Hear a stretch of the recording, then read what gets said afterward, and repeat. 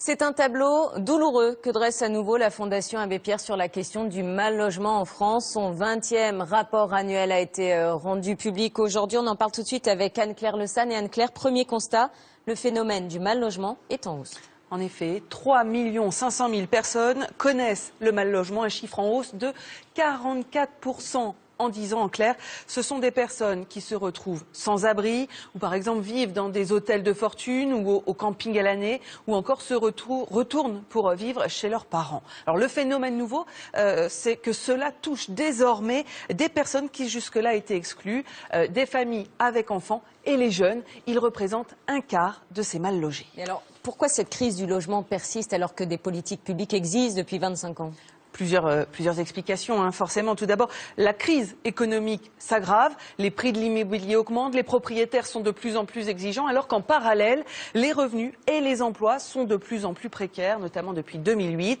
L'autre explication, ce sont les besoins de logement qui sont mal évalués par les pouvoirs publics, d'où un manque de logement. En France, sachez que 1 800 000 personnes sont en attente d'un logement social. Et alors du coup, quel plan d'action le gouvernement a-t-il décidé de mettre en place ? Alors, le gouvernement s'attaque en priorité cette année à l'augmentation constante du recours aux nuitées hôtelières. Pour cela, la ministre du Logement vient tout juste d'annoncer ces mesures. C'était lors de la remise de ce rapport de la Fondation Abbé Pierre. Sylvia Pinel va créer sur 3 ans 13 000 places alternatives à l'hôtel dans des pensions de famille, des maisons relais et surtout continuer de développer le recours au secteur privé à ces propriétaires qui ont une garantie de loyer en passant via une association conventionnée. Cela, c'est une chance de prendre un nouveau départ pour ces familles démunies. Merci Anne-Claire pour ces explications. Et en lien avec ce phénomène du mal-logement, voyez cette initiative à Lille. Grâce au Secours populaire, les sans domicile fixe ont la possibilité de se soulager d'un lourd fardeau toute leur vie, transportés dans des sacs qu'ils peuvent désormais déposer dans une bagagerie. Un moyen aussi de créer du lien social. Marie-Candice Delouvrier et Antoine Morvan. Plus ou moins ordonné, plus ou moins rempli, chacun de ces casiers résume le désordre d'une vie.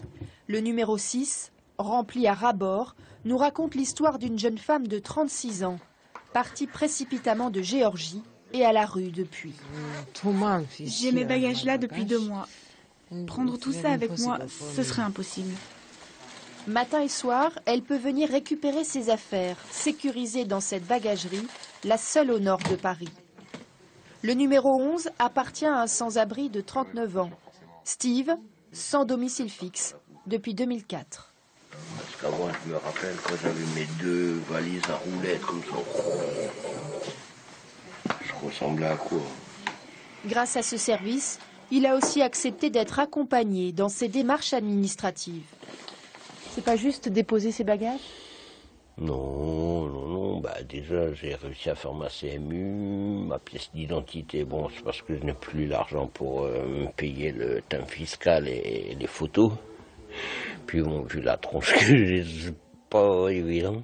Le sens de la vie, c'est les considérer, déjà. Demander qui ils sont, qu'est-ce qu'ils vont faire, qu'est-ce qu'ils veulent faire, où ils vont, qu'est-ce qu'on peut faire pour eux, qu'est-ce qu'ils peuvent faire pour nous. Cela passe aussi par des gestes simples, un café chaud, l'accès à une douche, ou pour notre jeune femme géorgienne, à Internet, qui lui permet de rester en contact avec ses proches et avec l'aide du Secours populaire, de chercher un hébergement.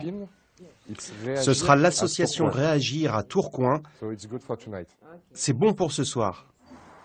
À 20 h, la bagagerie ferme ses portes, avec un rêve que les bénéficiaires eux-mêmes un jour soient capables d'en assurer la gestion.